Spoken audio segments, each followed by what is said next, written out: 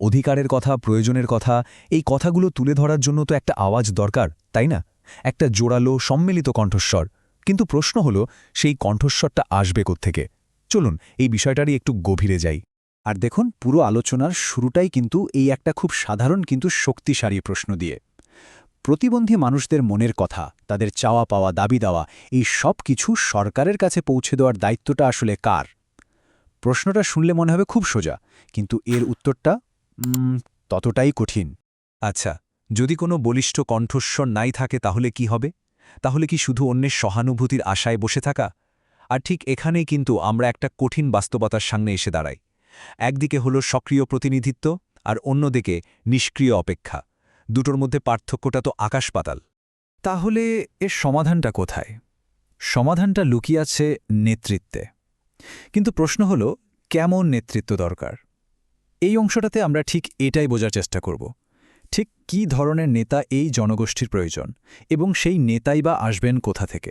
চলুন আমরা সবাই মিলে একটু ভাবি, কেমন হবেন সেই নেতা যার জন্য সবাই অপেক্ষা করছে? ঠিক কী গুণ থাকা উচিত তার মধ্যে? এখান থেকেই কিন্তু সেই আদর্শ নেতার ছবিটা আমরা আঁকতে শুরু করতে পারি। প্রথমেই যে গুণটার কথা বলতে হয় সেটা হলো বোঝার ক্ষমতা। মানে এমন একজন নেতা দরকার যিনি শুধু কথাগুলো শুনবেন তাই না, বরং কথার ভেতরের মানেটা বুঝবেন, প্রেক্ষাপটটা বুঝবেন, আসল সমস্যাটা যে কোথায় সেটা ধরতে পারবেন। আর ব্যাপারটা শুধু কথা বোঝার মধ্যেই সীমাবদ্ধ না, এর থেকেও অনেক গভীর। এমন একজন নেতা দরকার যার সহানুভূতি এত বেশি থাকবে যে তিনি মানুষের না বলা কষ্টগুলোও যেন অনুভব করতে পারেন। সোজা কথায়, একজন সংবেদনশীল নেতা ছাড়া এই কাজটা সম্ভব না। এরকম একজন আদর্শ নেতার স্বপ্ন দেখা তো খুব সহজ, তাই না? কিন্তু বাস্তবতার জমিনটা যে অনেক কঠিন। চলুন এবার সেই কঠিন বাস্তবতার দিকে একটু তাকাই। প্রতিদিনের জীবনে প্রতিবন্ধী মানুষদের ঠিক কী বাধার মুখোমুখি হতে হয়? এই যে দেখুন, সমস্যাগুলো কিন্তু একটা দুটো না, একেবারে চারদিকে ছড়ানো। রাস্তায় বেরোলে সমস্যা, পড়াশোনা করতে গেলে বাধা, চাকরির ক্ষেত্রেও একই অবস্থা, এমনকি নিজের মৌলিক অধিকার থেকেও বঞ্চিত হতে হচ্ছে। প্রত্যেকটা দিনই যেন এক একটা নতুন লড়াই। ভাবুন তো, এই বিশাল সংগ্রামগুলোর চটজলদি কোনো সমাধান দেওয়ার মতো কি কেউ আছেন? না, আসলে বাস্তবটা বোধহয় এতটা সহজ না। আর এটাই হয়তো সবচেয়ে কঠিন সত্যিটা। এর কোনো জাদুকরী সমাধান নেই।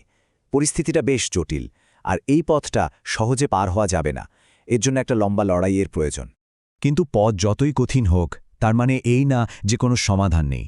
অবশ্যই আছে, আর সেই সমাধানের পথটা পাওয়া যাবে ঐক্যর মধ্যে। যখন আলাদা আলাদা স্বরগুলো এক হয়ে যায়, তখনই কিন্তু ভেতর থেকে নেতৃত্ব জন্মায়। চলুন দেখি এটা কিভাবে সম্ভব।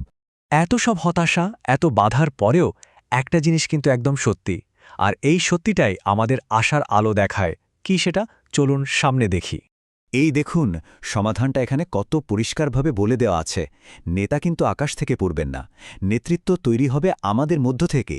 কিন্তু এর জন্য প্রথম এবং প্রধান শর্ত হল, সবাইকে একসাথে আওয়াজ তুলতে হবে।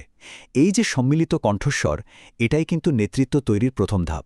তো এতক্ষণ ধরে আমরা সমস্যা নিয়ে কথা বললাম, কেমন নেতা দরকার তা নিয়ে ভাবলাম, সমাধানের পথও দেখলাম। এবার কিন্তু সিদ্ধান্ত নেওয়ার পালা। আর এই প্রশ্নগুলো এখন আর শুধু কোনো নির্দিষ্ট গোষ্ঠীর নয়, এগুলো এখন আমাদের পুরো সমাজের প্রশ্ন। এই যে প্রশ্নটা দেখছেন, এটা এখন আমাদের সবার কাছে। আমরা কি আসলেই চাই এমন একজন নেতৃত্ব আসুক, এমন কেউ যিনি মানুষের কথা মন দিয়ে বুঝবেন, তাদের না বলা কষ্টটা অনুভব করবেন? এই প্রশ্নের উত্তরটা কিন্তু আমাদের প্রত্যেককে নিজের ভেতর থেকে খুঁজে নিতে হবে। যদি ভেতরের উত্তরটা হ্যাঁ হয়, তাহলে আমাদের সবার একটা দায়িত্ব আছে, এই বার্তাটা আরও বেশি মানুষের কাছে পৌঁছে দেওয়া। কারণ এই কণ্ঠস্বরটা যত ছড়াবে, ততই শক্তিশালী হবে। চলুন না সবাই মিলে এই আওয়াজটাকে আরও অনেক অনেক দূর পৌঁছে দিই।